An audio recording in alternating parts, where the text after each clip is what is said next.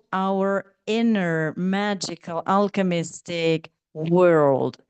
And it's also a huge opportunity to be able to uh, go on with all these knowledges, sharing it in the whole world as an Italian, as also in English, all around the world. And whether this is a online or also evenings all over the world, we will be in Hungary soon, and we went in different places in Europe already. So first of all, you could sign in to you could subscribe our newsletter.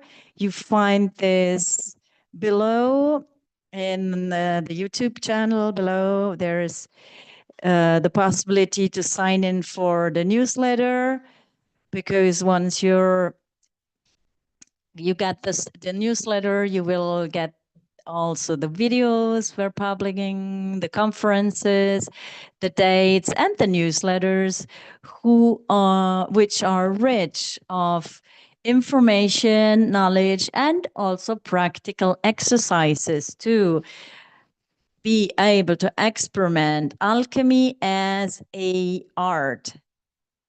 So now let's start with the topic of today. Work as an alchemistic masterpiece. This is the title I've chosen for tonight because it's a very practical aspect like alchemy itself, which is worth for everybody, whether we're students, whether we are in pensions, whether we're working, whatever, in whatever state of our life we are, it can be lived in one way or the other. For sure, I will speak about the alchemistic key, because it's a huge opportunity to be able to use your work as a tool, as a training to be able to evolve your proper evolution, to evolve your spiritual part, what we are living in matter every day. And where is this born from? This is born from a question I did ask to Falco Tarassaco many years ago, who is the founder of Damanhur and the Alchemy School itself. So it's born out of this question I asked to him years ago, like many others,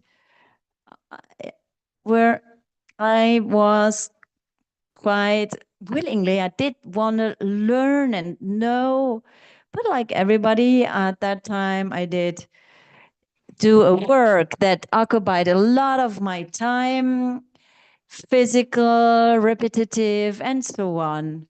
And so I did ask him, so I'm interested to practice and to become an alchemist, to know the art of alchemy, rituality, evolve it, the vision, the magical vision of life. But how can I do that if I do work the whole day to live and to pay my bills and so on? So if someone want to become an engineer, an architect, a doctor, or something, they dedicate years of their life to go to university, to do masters, to go specializations, and dedicates their life to that. So how can I do this to evolve alchemy, to evolve that knowledge? And here, simply, because remember, more the answer is simple, truer it is in alchemy, more abstract it is, more it goes away. So his answer was very simple. He told me, use your everyday life, every action, every thought, every emotion, you can guide it, live it as if you would do an alchemy school. And if you live this life with this kind of exception, with this kind of attention and presence, that is like 100 universities that you could do. So from there, I was 20 years old. Okay, I said, okay. But then step by step, this answer, like a seed, would start to generate something inside of me, generate attention, generate presence, generate all these different qualities that in my everyday life I started to evolve and to integrate. And step by step, it allowed me to understand magic of doing, the living here and now and presence, all aspects that in huge schools and courses, they make it live, make you live it, they make you pay a lot of money to do this in courses. Why? Because the answers are always these was the true ones, but then they are maybe uh, mm, decorated with games and other things. But the essence of this is our presence. Also, a work, a repetitive work in a factory or whatever. If we live this with presence and attention, as if it would be the end and the beginning of whatever, and not thinking that we are living every day the famous day after marmot, and we wake up and live the same thing every day. No, we discover every day the news. We discover every day, each day, how we feel and how we walk and walk through this day. So this is the basis. And at a certain point, we will do an exercise together and a meditation. You know that each time we do lesson in an evening of alchemistic essence, we do a meditation together and an exercise. So to live this not as words, but to live it on your own skin. And this we will live tonight. Because to live here and now, the presence, the first thing is to breathe with awareness. Also, whenever you do whatever work or whatever activity, breath is the point of attention that can connect you to here and now. And as the ancient ones said, magic can be expressed only in the presence, here and now. It cannot be done in the future or in the past. It needs to be here and now in the real lived life. And to feel this life lived, what do we have? We have available our senses, our external senses, which are the ones that we think to know. All of us, we think to know them, but we don't use them really well. Our view, our taste, the sense of touch, and so on. These senses, they allow us to call the information and analyze them. The information that comes from the world towards us. And our brain works it out, puts it in the catalogs, in the lists as information. Our heart is already a next level that lives feelings. Our solar plexus that lives the emotion. There already we start to perceive the world from another point of view. a point of view that is a little bit more true. And why do I say so? Because when we bring the information inside of us and work them out through our brain, we said, right? When we live the emotion and states of awareness, they are these points of connection between the human part and the divine part inside of us. They are a language. They are the language that unites these parts. So the sense of our heart is already called one of the senses in between. Like also the skin. When I say, okay, I can feel that one on my skin, or I don't like them or not, or enter somewhere and I get goosebumps, or something gets stiff because I feel something I don't like. So this is another sense. This is again one of the senses in between matter and spirit. And then the last one is the sense of our mind, which is not the mind as brain, as analyzer of situations, but as power of imagination, the power that goes beyond, and the conception of time, what allows us to imagine, to go beyond. So this is another very important sense, to live with awareness. These are already, we talked about external senses that we know, so touch, view, and so on. Then the senses in between of the border, let's say, between matter and spirit.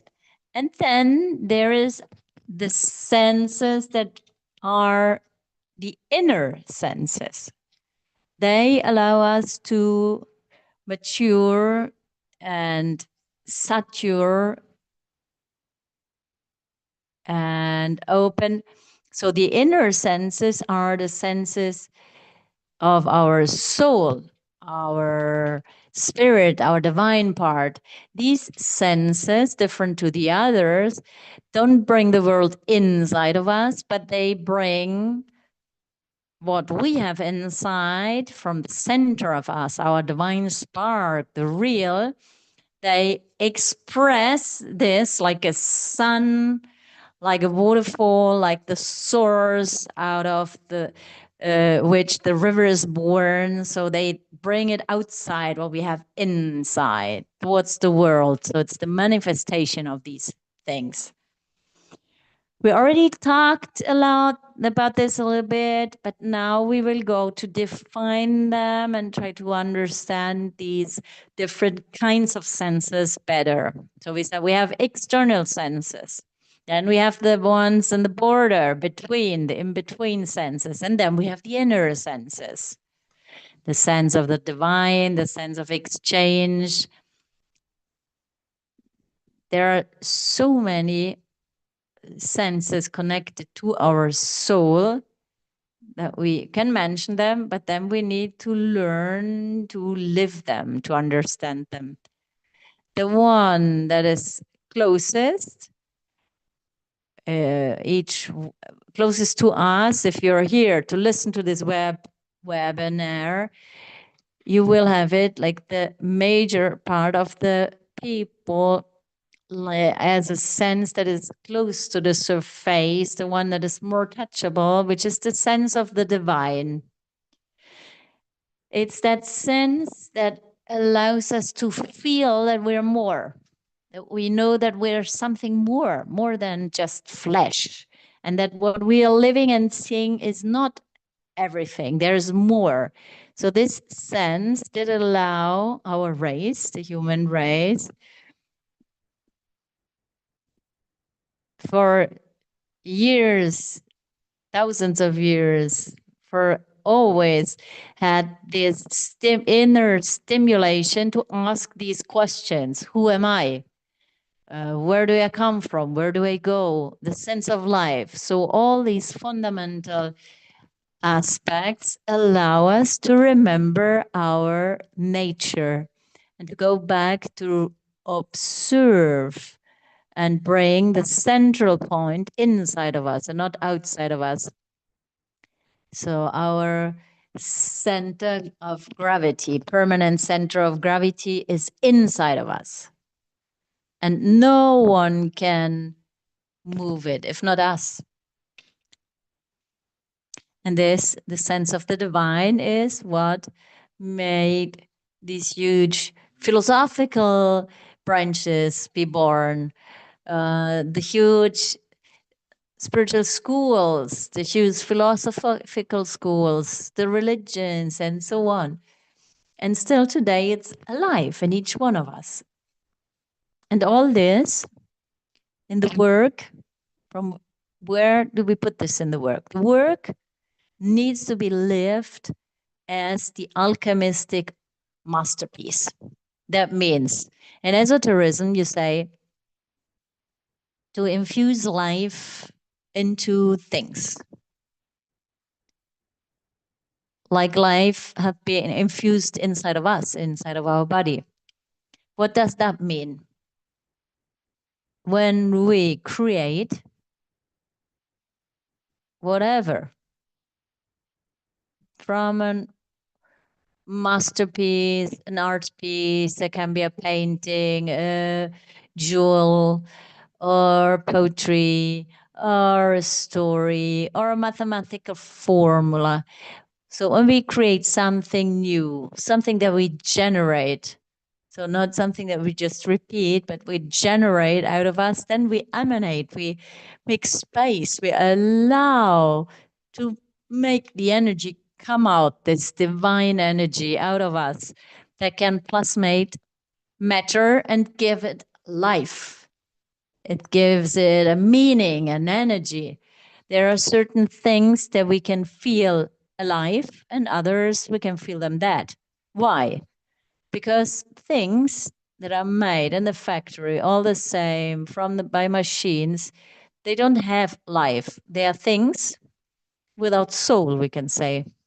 Meanwhile, if you take a painting made by an artist that used days, maybe months, painting this painting, infusing the proper emotions, the desires, their fears, and whatever he was or they were.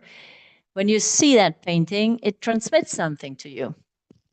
And this is very important because each one of us, in whatever we're doing, we can do it with sufficiency or with beauty or with this harmony, basic harmony, this creative power. So, in this way, work becomes a possibility.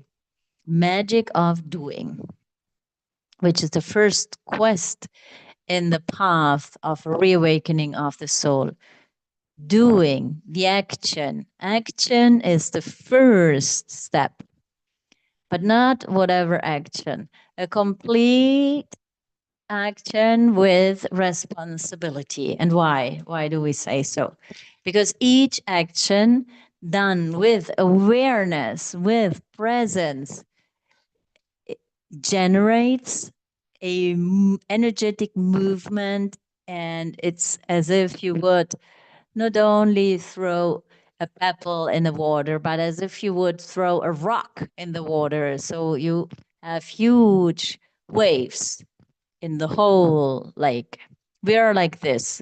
We have the possibility with each action in our everyday life, in the work, studying, in our life, in whatever aspect, we can generate a huge resonance. And we activate what the first law, universal law is that governs our universe is the universe of the forms, which is the law of synchronicity, which attracts events, person, places that are right for our evolution.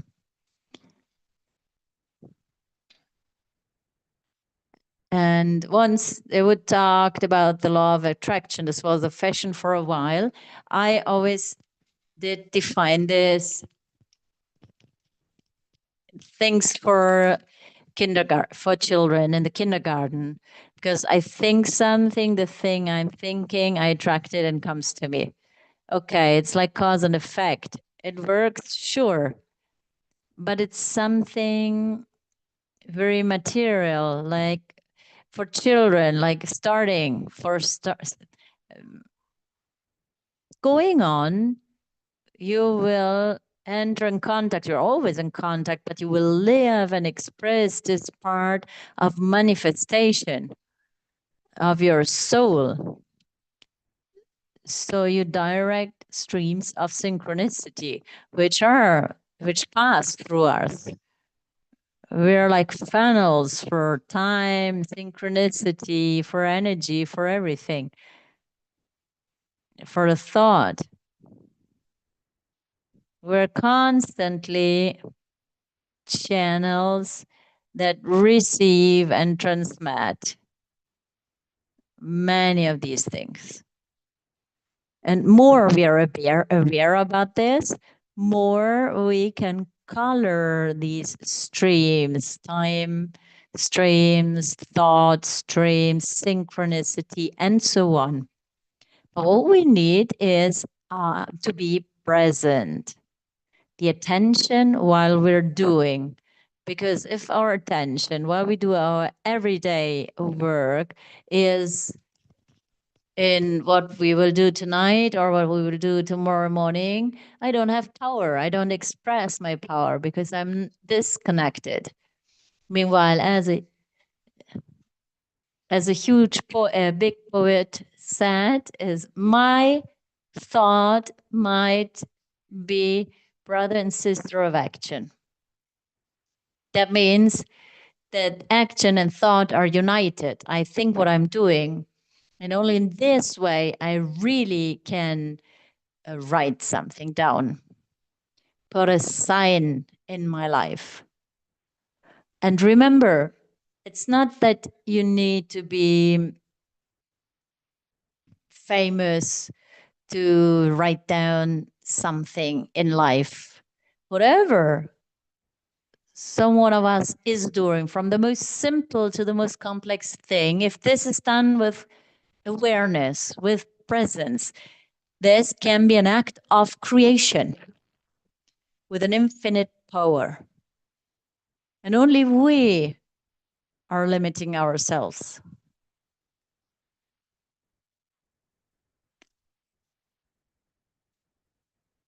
Now I gave you a basic vision to this, but I would love to make you try this with your hands, what it means to be present, because it's the basis of magic, alchemy, rituality.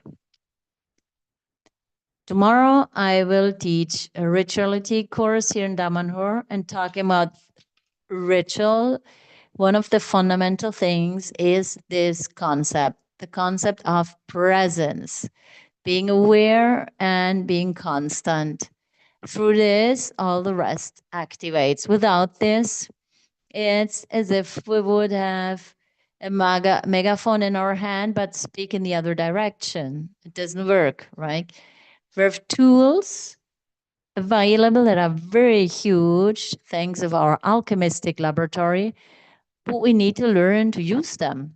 And we start here with our physical body, as I told you, to come back to our half energetic feeling body, heart, mind, skin, these in a middle senses, till we come to the senses of our soul, which are another level, completely other level, but no one is excluded from that. There is a practice in Damanhur that is called mitratura. And what does that mean? It means to measure, so to put your whole attention to what you're doing. And I will teach you now to do so. We will do this together. It's a small meditation in movement. Meditation, because often we think of meditation like I'm still, no, Metratura is a meditation in movement because it's used to be present to what our body is doing. And now we will do it together. So what does it mean? So for who wants to try this, start to sit comfortable on your chair with your arms and legs along your body, so not crossed. And we start with a slow and deep breathing. We always start with this because as I told you, breathing is the first tool to anchor inside of here and now. So we breathe in through our nose and out through our mouth. We breathe in through our nose and out through our mouth. And breath after breath, our attention starts to be on the weight of our body, the weight of our body on the chair. So we feel where our body touches the chair, the sofa, or wherever we are sitting. We feel where our feet are touching on the earth or whatever they are touching. And this all is our body, the touch. Our attention goes to the sense of touch. Let's try not to do movements beside the breathing in and out. And then we're just listening. We listen through this sense, which is the sense of touch.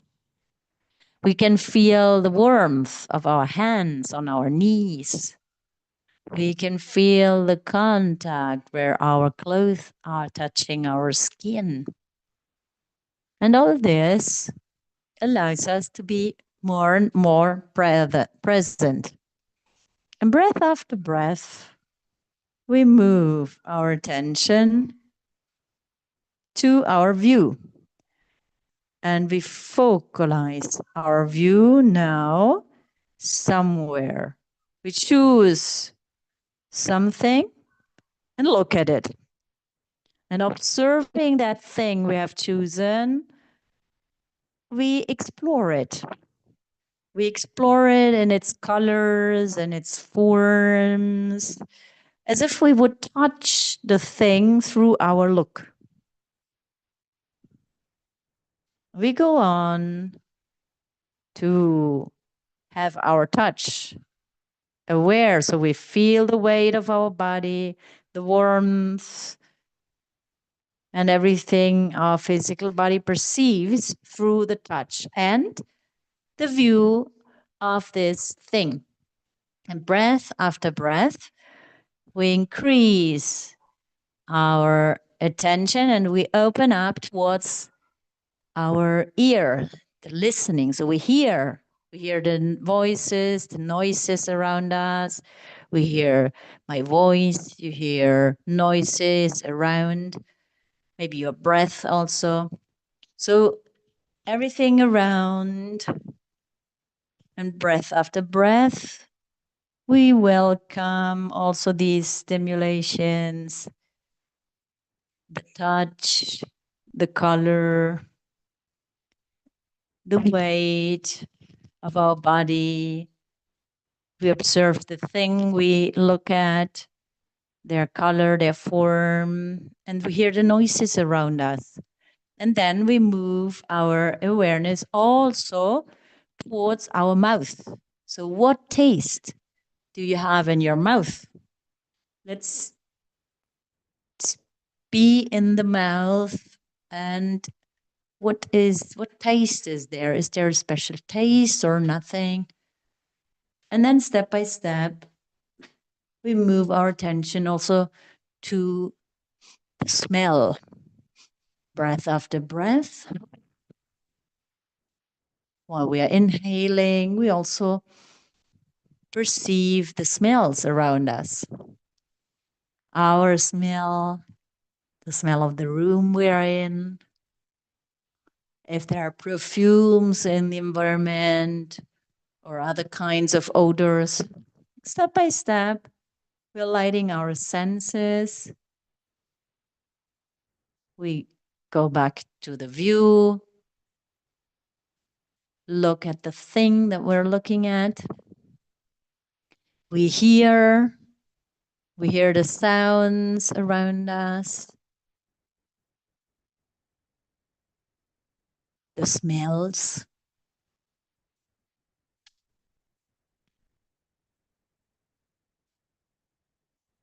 And the taste we have in our mouth, all the tastes we can perceive. And then the touch again. What is our body perceiving? Our body, our hands, the weight of our body, our clothes. So we rotate all these senses. And step by step, we pass through these different senses 1, 2, 3 times. We get more and more secure of information. And here it starts. When our body starts to be filled up and aware of all the senses, we can add something more. For example, our heart. What do I feel in this moment? What is the state of my soul in this moment? What do I live in this moment?